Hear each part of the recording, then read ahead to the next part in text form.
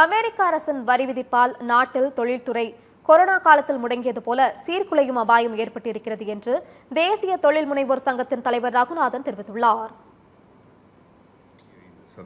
சதவிகிதம் மற்றும் கூடுதலாக 25%, மொத்தம் 50% வரி விதிப்பு இந்தியாவின் ஏற்றுமதியாகும் அனைத்து பொருட்களுக்குமே இது வருகிறது. வருந்தத்தக்க ஒரு நிகழ்வு என்று எடுத்துக்கொண்டால், இது திடீரென்று இன்று முதல் அறிமுகம் செய்ய போகிறோம் என்று சொல்லவில்லை. கிட்டத்தட்ட 8 மாதங்களாக இதை பற்றி பல்வேறு கட்டங்களில் பேச்சுவார்த்தை நடத்தி, இதுதான் உங்களது வரி என்று அவர் சொல்லி கிட்டத்தட்ட 15 நாட்களாகிவிட்டது.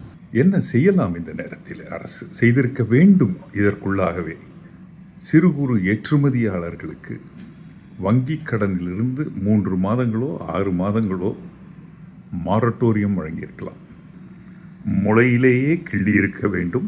வருமுன் காத்திருக்க வேண்டும். வந்த பின்னும் காக்க தவறுவது அரசுக்கு ஏற்புடைய ஒரு செயலாக இருக்காது.